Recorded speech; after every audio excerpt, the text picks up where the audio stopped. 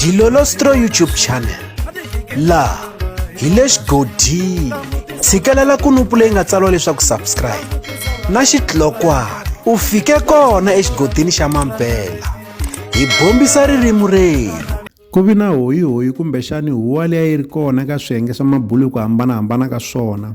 Huwa leyi a yi vangiwa hikokwalaho ka ku va ku ri na gig ya siku ra ku tlangela ku velekiwa ka Gagash leyi nga ta endleriwa ePitori hi siku ra 27 Mudyaxihi eka lembe ra 2023, laha eka nxaxamelo wa tinqambi Mr Post va nga ri ku kona eka nxaxamelo.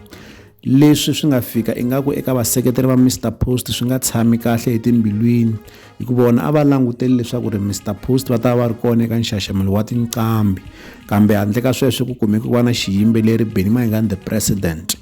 Hi ta tsundzuka leswaku ri eka gig ya lembe leri nga hundza eka nxaxamelo wa tinqambi leta ti ri kona eka ntirho wa ku tlangela siku ra ku velekiwa ka Gagash, Mr Post a va ri kona, kambe lembe leriwani ku na Benny Mayengani the President. Se vanhu vo tala a va navela leswaku ri Mr Post ku kumeka ku va vona va tlhela ku va vuya nakambe ku va eka nxaxamelo wa tinqambi leti nga ta va ti ri kona ku ya nyanyula ntshungu.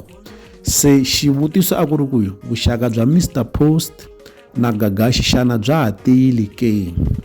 Gagash u swi hlamusela kahle leswaku ri vuxaka bya yena na Mr Post bya ha tiyile swinene naswona bya ha fana na le ku sunguleni.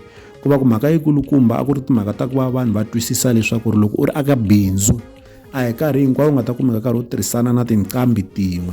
Kama wun'wani wa cincacinca a swi tiva leswaku ri tinqambi na tona ti tele, nkarhi wun'wani u ta buka tinqambi to karhi lembe leri mi kuma leswaku ri lembe leri taku buka tin'wani kumbexana eka gigi leyiwani loko ya ka yin'wani gigi yi kumeka kho cincacinca tinqambi hi ndlela leyo.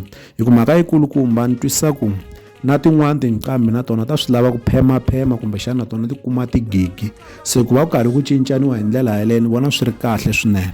Nkandziyiso wa Gagash loko a basisa mhaka leyiwani hi lowu. N'we mi vulavulaka laha mina na Mr Post were cruising nicely hi sharp na nqambi ya mina.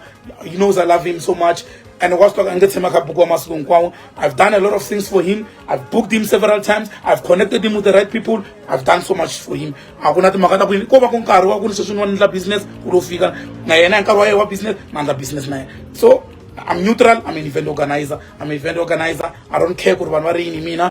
Leswi hi mukhomeli swona eka nkandziyiso lowuwani. Loko mi nga se subscribe eka channel ya hina hi kombela nseketelo wa n'wina. Eka n'wina mi nga subscribe hi ri xandla ehenhla ka xin'wana xandla. Nseketelo wa n'wina hi wu khensa hi tlhela hi vuyelela.